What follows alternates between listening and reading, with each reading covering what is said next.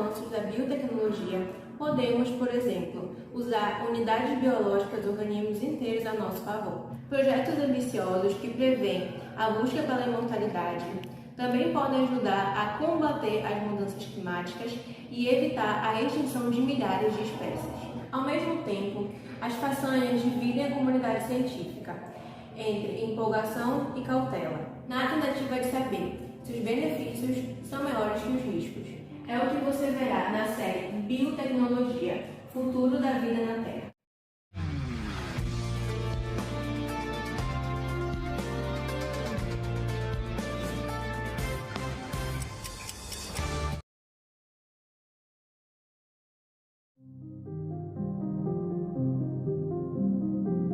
Terra, 4,6 bilhões de anos. Todos os seres vivos assistem ao drama do planeta em suportar as alterações radicais causadas pelo ser humano, mais precisamente pelo Homo sapiens, que com a nossa expansão, tudo mudou. Século XX, um dos maiores feitos da humanidade aconteceu. Os cientistas que conseguiram a cópia perfeita de uma ovelha garantem: vai ser possível fazer a mesma coisa com o ser humano. 2011, Emmanuelle Charpentier, junto com a bioquímica Jennifer Doudna, publicaram a mais nova descoberta, a edição de DNA chamada de CRISPR. A ferramenta, a partir de então, facilitaria a transgenia, com a transferência de sequências inteiras de códigos genéticos de seres para outros que podem ou não ser da mesma espécie, e ainda colaboraria para a terapia gênica, fundamentada na edição do DNA de vírus, que são parasitas intracelulares obrigatórios.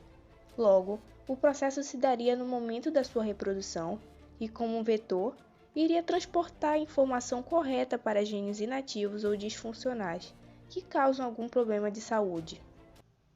Além disso, a biotecnologia ajudaria espécies extremamente ameaçadas, que têm seu material genético guardado, como o condor da Califórnia. Sobraram tão poucos que todos são parentes próximos e sofrem com uma doença genética. No Brasil, os motuns de Alagoas e os mico-leões dourados são exemplos de espécies que beiraram a extinção. A edição de DNA pode ser a solução para ajudar na diversidade genética dessas espécies. Com tudo isso, ainda poderíamos reviver, por exemplo, o tigre da Tasmânia, caçado até a extinção, e os mamutes que desapareceram há mais de 10 mil anos. Como só se conhece parte de seu DNA, seria um híbrido com um elefante. Úteros artificiais facilitariam os processos de ressurreição. Parece ficção. Essa imagem é de um feto de ovelha que se desenvolveu por algumas semanas no Hospital Infantil da Filadélfia. O útero artificial também pode ajudar humanos prematuros. A teoria é promissora, porém entra na história outra questão, a bioética. Se tudo que os cientistas planejarem e acharem que der certo, poderá ser executado? Não exatamente. A Declaração Universal sobre Bioética e Direitos Humanos, veiculado pela Unesco, assegura um acordo com todos os países. E a partir do documento, cada nação tem em sua legislação a regularização específica para a prática da biotecnologia. Aqui no Brasil, em 1996, foi criado o CONEP, Comitê Nacional de Ética em Pesquisa, que obriga que os procedimentos de qualquer natureza com o ser humano deverá obedecer às diretrizes do Instituto, além de ser rígido ao proferir que alterações genéticas devem se limitar apenas a fins terapêuticos. A medicina tem suas raízes nas culturas da antiguidade, em sistemas que se baseavam na magia e na religião. Quando o assunto é evolução da ciência médica, alguns povos antigos merecem destaque, como babilônios, egípcios, hebreus e hindus.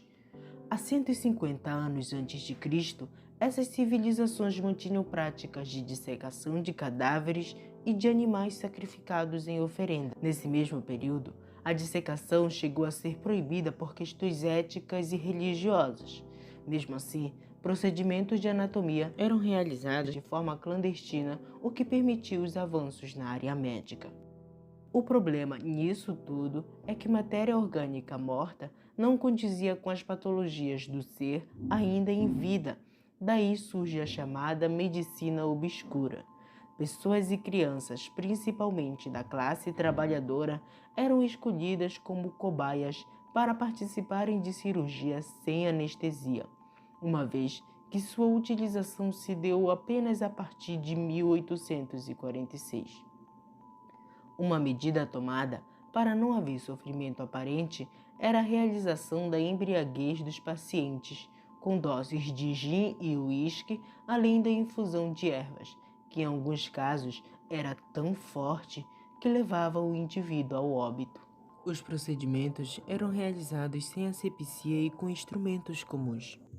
Atualmente podemos desfrutar de uma medicina avançada que inclusive pode ser feita por robôs. É por isso que a bioética está voltada para manter a biossegurança com as novas pretensões humanas. Polêmicas e debates ao redor do mundo discutem os limites da biotecnologia. Caso Lulu e Nana. As gêmeas conhecidas pelos nomes fictícios Lulu e Nana tinham o pai positivo para o HIV, que estava sendo tratado com antivirais.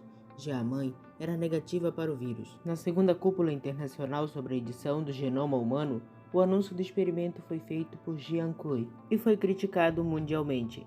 Jian Kui foi expulso da universidade, condenado a pagar uma multa e cumprir 3 anos de prisão. A repercussão do caso desencadeou diversos estudos sobre o futuro dessas crianças, que tiveram seus genomas editados no gene CCR5, associado à resistência ao HIV. A edição também pode ter afetado as capacidades cognitivas, deixando mais potentes, o que impossibilita, por lei, elas de se reproduzirem. Em entrevista, o professor Sinoel Quaresma, doutor em genética e biologia molecular, explica como se dar essas limitações. Os avanços na genética tiveram o objetivo de melhorar a qualidade de vida do ser humano. Só que, obviamente, pessoas se aproveitam desse conhecimento para avançar o limite da ética, ou o que nós chamaríamos na biologia de bioética. A bioética, ela tenta exatamente dar limites a algumas ações, preservando a vida de determinados seres vivos. Alguns se acharam no direito de poder fazer essa edição para selecionar características. Aí o risco de eugenia, de selecionar características que as pessoas acham que seriam as melhores para o seu filho. Eu quero ter um filho de olho azul, então vamos lá nos genes relacionados com a pigmentação dos olhos. Eu quero um filho assim, eu quero um filho assado. Então, obviamente que a edição genética ela pode levar a essa eugenia. Mas vejam que o problema não é a edição genética. O problema está relacionado ao avanço, ao uso demasiado da edição genética. Uma comissão científica francesa rejeitou em 2012 um polêmico estudo coordenado por pesquisadores do país que concluiu que ratos alimentados com milho transgênico desenvolvem câncer e morrem antes que os demais. O estudo da equipe do professor de biologia molecular Gilles Eric reativou a polêmica sobre os riscos dos organismos geneticamente modificados à saúde humana. O grupo analisou durante 2 anos os efeitos em 200 ratos causados pelo milho transgênico NK603 e pelo herbicida Roundup, o mais usado no mundo. Após a publicação do estudo, o governo da França pediu um procedimento rápido de algumas semanas para verificar a validade científica do material. O governo destacou na época que, se fosse confirmado que os transgênicos agrícolas são perigosos à saúde, solicitaria a proibição deles em toda a Europa. A França apresentou o tema à Agência de Segurança de Saúde. A Comissão Europeia também pediu à sua agência responsável pela segurança dos alimentos que examinasse os resultados para tirar conclusões. A transgenia ela surgiu para viabilizar um produto com uma qualidade superior. É graças à transgenia que, na sua intenção maior, ela surgiu para aumentar a produção agrícola. É óbvio que aumenta a rentabilidade do produtor, mas também nós vamos ter uma maior produção e, consequentemente, fornecimento de alimento num custo mais baixo, que pode chegar à população mais carente. Pelo menos o objetivo da transgenia inicialmente era esse. É necessário que na embalagem seja informado que aquele produto é transgênico e qual transgenia seja feita, ou foi feita, melhor dizendo.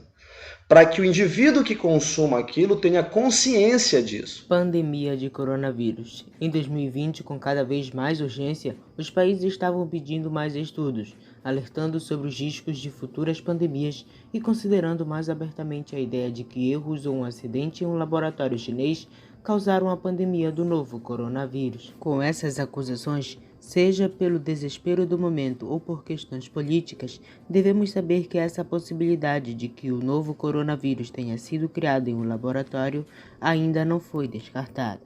Graças às vacinas, voltamos à normalidade, um longo processo de aceitação. Eu pergunto a Sir Noel se não haveria outra forma de testagem de medicamentos sem comprometer os animais. Eu não consigo ver hoje uma outra alternativa para isso. Muitas pessoas levantam a bandeira, pessoas demagogas levantam a bandeira contrárias a isso, mas se realmente elas são contrárias a isso, elas não deveriam tomar antibiótico, elas não deveriam tomar nenhum fármaco, deveriam literalmente adoecer e morrer.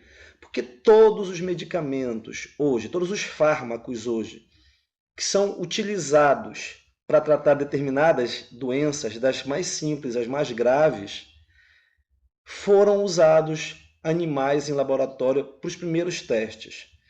Então, infelizmente, nós precisamos de um modelo biológico mais próximo ao ser humano possível, para não ter que usar o ser humano na primeira fase dos testes, para fazer a experimentação. Células embrionárias, uma das maiores polêmicas da biotecnologia. Estas células têm a capacidade de formar todos os tecidos do corpo humano. É aí que mora o debate, pois para se utilizar células tronco embrionárias para fins de pesquisas, o embrião precisaria ser destruído, o que para algumas pessoas mais conservadoras seria considerado interrupção da vida. Mas é importante lembrar que nessa fase, o que chamamos de embrião é o conjunto de células imaturas menores que não sequer formaram um tecido ou um órgão, não têm funcionamento independente, não sentem nada e ainda não estão implantadas no útero. Em 2005, foi promulgada a Lei 11.105 no Brasil, que permite a utilização dessas células apenas com embriões produzidos artificialmente, que estejam congelados há mais de 3 anos ou inviáveis, com a autorização dos genitores, e é proibida a comercialização. O uso de células-tronco ajudaria a reduzir a extensa fila na espera por órgãos, e os resultados da cura da leucemia seriam mais eficientes. Essa imagem é de uma empresa que congela corpos para despertarem no futuro, com a busca da imortalidade. Ele é um grande erro, na verdade. Até porque, biologicamente, o nascer, o viver e o morrer, esse ciclo ao qual nós pertencemos, ele é importante para que nós mantenhamos o equilíbrio. O que eu prezo pela ciência é que ela avance para condicionar uma maior qualidade de vida às pessoas no seu envelhecimento. Toda vez que tentaram alterar as células, prolongando elas através da injeção de telomerase, isso levou ao câncer. Porque o câncer é exatamente isso. O câncer são as células imortais. Devemos ser humildes na nossa ignorância. Até onde vai o conhecimento humano e sua aplicação? Muitas vezes essa dúvida causa medo. O progresso do conhecimento humano em qualquer área é um elemento fundamental para a sobrevivência da espécie humana. Porém, pode ocorrer o contrário se esse conhecimento for o causador de nossa própria extinção. Alterações podem causar um colapso ambiental. A ordem natural da nossa casa deve ser prioridade.